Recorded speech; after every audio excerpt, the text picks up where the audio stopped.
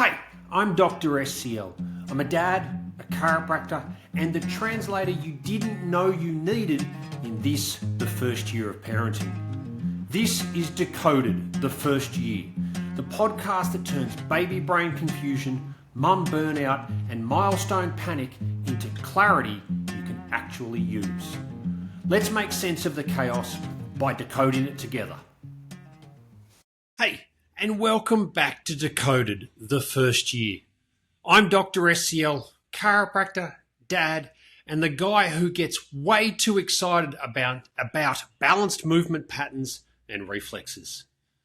Today we're talking about the two most celebrated yet most misunderstood milestones, and that is standing and walking. So you've probably heard they'll walk when they're ready, or the earlier the better. Truth, neither statement tells you the whole story. Now, standing isn't just holding themselves up and being vertical. It is the culmination of the nervous system proving it can control balance against gravity while coordinating every joint, muscle, and reflex from head to toe.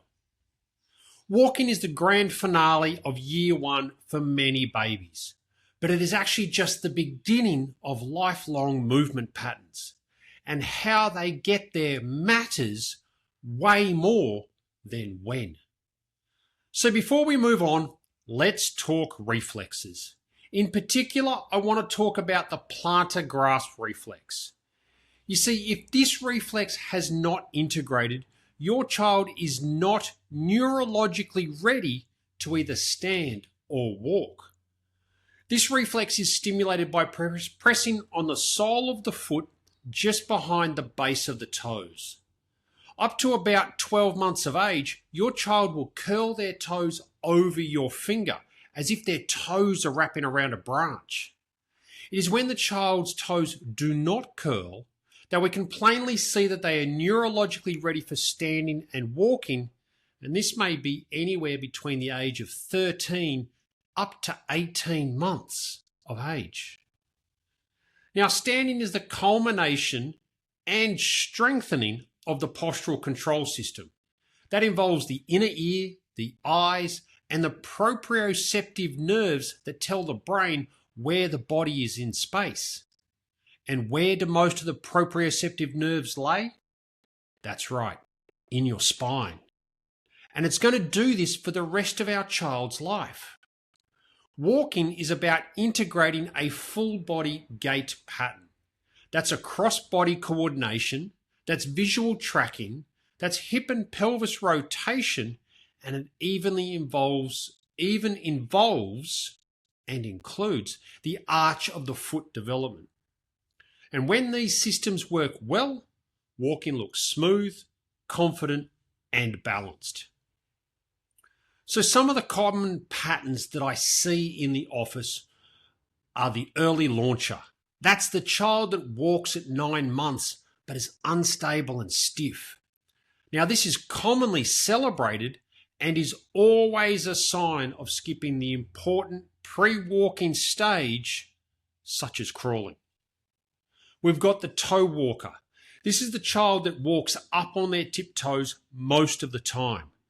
And rarely, if not never, is this a result of a tight calf hamstring muscle. Rather, it is an imbalance or failure of those proprioceptive sensory regulators in the spine as a result of upper neck nervous system interference. And finally, we've got the one-legged leader. They're always stepping off with the same leg, or they're going to swing the same arm and same leg.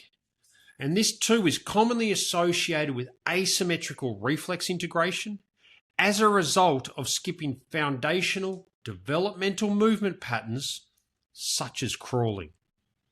Are you noticing a theme here? If you skip a step, no matter how small it may seem, it always has an impact. It just may be that the impact is not noticed till later in development and or life. So the nervous system filter we should be applying to this scenario is asking ourselves the questions: does my baby pull themselves to standing in a smooth pattern, or are they struggling and straining? Are they cruising around furniture in both directions? Or is their walking balanced and rhythmic, swinging opposite arm and leg, or are they walking stiff and lopsided? When I check a baby at this stage, I'm assessing particularly the pelvic and spinal mobility for balance and symmetry. I'm checking the integration of primitive reflexes that influence posture and gait, such as that plantar grasp reflex. And I'm looking for nervous system stress that could make the upright movement or verticalization just that little bit more difficult. It is the gentle Gonstead adjustments that help their system trust both standing and walking so they can master it with confidence. Look, walking is exciting, but it's not a race.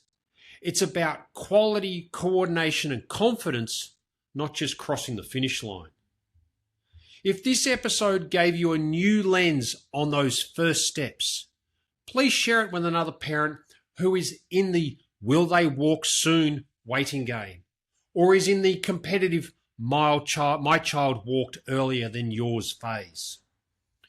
If you want to learn more about nervous system decoding, you can find me on Instagram at Mount Hawthorn Chiropractic. DRSCL, out.